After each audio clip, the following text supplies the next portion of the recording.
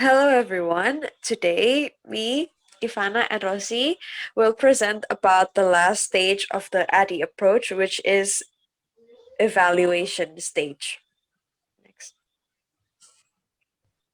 So in our presentation, we have divided it into three parts. First, we will introduce what this stage is, and then after that, we will explain about the procedures in this stage. And lastly, we will also explain about the result of this process, this phase, which is the evaluation plan. So to introduce you to this phase, basically, this stage aims to assess the quality of instructional products and processes, both before and after the implementation. And in implementing this stage, we will follow three common procedures, which is determining the evaluation criteria, selecting the evaluation tools, and also to conduct evaluation. And after you complete this stage, you should be able to, in short, identify whether your instructional design is already perfect for a real learning environment or not. If yes, then all you need to do is to look for the right endorsements for the design, and if not, you simply need to revise it, and it will be further explained later on. Next. So for in the first procedure, we have to determine an evaluation criteria, and this procedure helps us know whether our product's quality has fulfilled the standards established in the design phase. And we should also note that the criteria must be based on the instructional goals and performance objectives that we have set. And here, we have included uh, the kind of steps or the levels that experts such as Kirkpatrick and Phillips think that we should apply when determining evaluation criteria. Basically, if we were to sum up both of these experts' opinions, there are three main levels that we have to pay attention to, which is to identify and also to identify perception, learning, and also performance. So we should pay attention to these three. And what we also need to remember is that each of these steps uh, have to be implemented in order. So before we implement the second step, we have to implement the first one. The first one. If not, then the result won't be as satisfactory. It will be a mess, and we should uh we should also pay attention to the 5 Ws and also 1 H to further specify the criteria that we use in evaluating. Next. Okay, so as I have mentioned, there are three main levels that we use in in determining evaluation criteria, and the first one is perception. Basically, it measures students' perceptions on the course content and also the instructors or the teachers, the resources, and even up until the classroom's physical condition or the learning environment. And after perception, then there's level two, which is learning. In learning, the students' ability to perform the task indicated in each of the goals and objectives uh, are measured.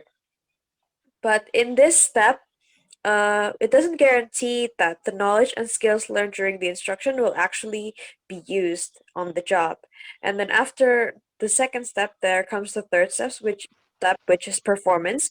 And in this step, the student's knowledge and skill are actually applied in a real work environment. So, um, 2 and 3 are actually quite similar, but if you look at it more closely, step 3 is when we actually apply the knowledge that we have learned in a real work environment. So, a real application, contextual application of the knowledge that the students have learned.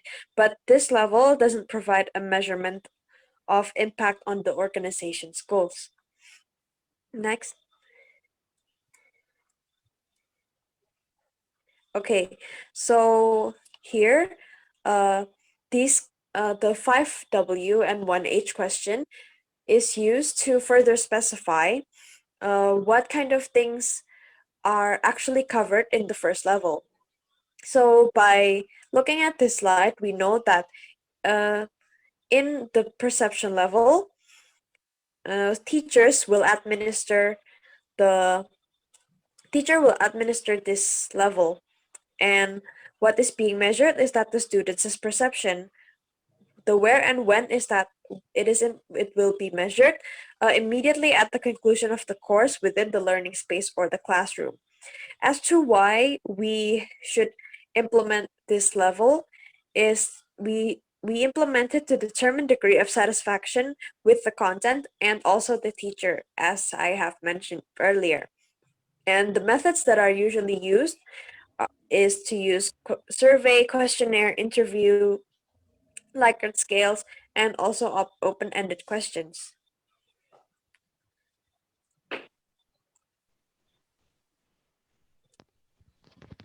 So to continue the presentation, here are the examples of the questionnaire or survey. So for the first one, there are course content, and then course instructor, and then student participation. Next.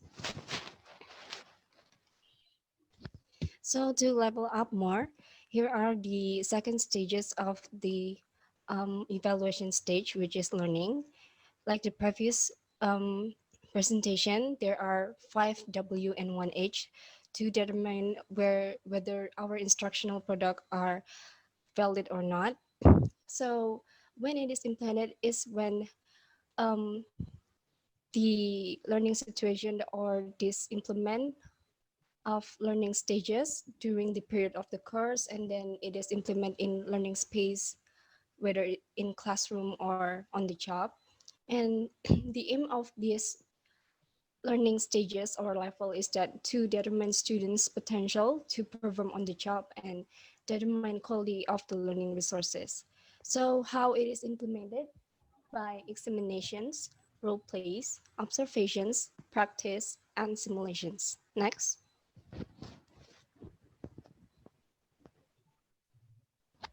So here is the examples of questionnaire or survey to know whether students are satisfied enough with our instructional product.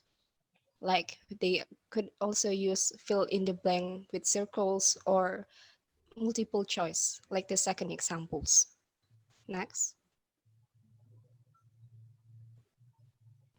So for the level third, there are performance. I mean, there are um, five five stages, and also include 5W and 1H. And who administered it is actually obviously the supervisor or a neutral third party. And what it's about to measure actual learning transfer. And when it is implemented is when the student returns to the job until a date and represents a complete task cycle and required the need to perform the newly acquired knowledge and skills. Where it is implemented in the job within a functional work. And the reason why we need to implement this performance level is to determine students' ability to perform tasks and judge whether the performance gap has been closed. And the last one, how we need to implement this from the authentic work task, performance checklist, supervisor assessment, peer reviews, and the last one is observations. Next. So here is the example of action plan to know whether our students are satisfied with our instructional product. By implementing this and providing this kind of action plan, we know whether they kind of know their goals or activities, and the productional delivered, whether it is satisfied or not. And the next presentation will be presented by Rosie. Okay. Thank you, Ivana. I will continue the presentation.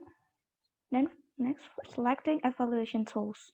The purpose is to identify the primary attribute for each of the selected evaluation tools used in the ADDIE approach to instructional design. And we also already know all goals, objectives, content, instructional strategies, and testing methods are ready for implementation, and also the criteria for each level of evaluation that have been determined. And there are also a variety of measurement tools that are available to instructional designers. The example of evaluation tools includes survey, questionnaire, interview, large scale, open-ended questions, examinations, and also role play. This is the practice opportunity for the instructional design team. We have to review the evaluation task and identify an appropriate measurement tool. We have to present also a rationale for your choice. So the evaluation task, the tool, and the rationale. In conducting evaluations, the purpose is to provide guidelines for conducting evaluation in instructional designs at all three levels, which are perception, learning, and also performance. And we, as an instructional design team, should already know the criteria for each level of evaluation that have been determined, the main evaluation tools that have been identified, and also the implementation strategy is complete. And to conducting the evaluations, we have to practice our knowledge about evaluation planning by generating an evaluation plan using these templates. Like we have to use this all of this level, and also we have to use WH questions. And the result of evaluate phase is an evaluation plan. This plan includes a summary chart indicating the 5 W's and H questions for each of three levels: perception, learning, and performance of evaluation, and one measurement tool for each of three levels of evaluation. And during the client meeting, where the evaluation plan is delivered, two things may happen. First, the client requests change to the evaluation plan, and then second, the client is satisfied. If the client requests changes, revise the evaluation plan accordingly and submit a revised evaluation plan. However, if the client is satisfied, stop all ADDIE work. Yay! And that's all from our presentation. Thank you for watching and listening to us, and have a nice day.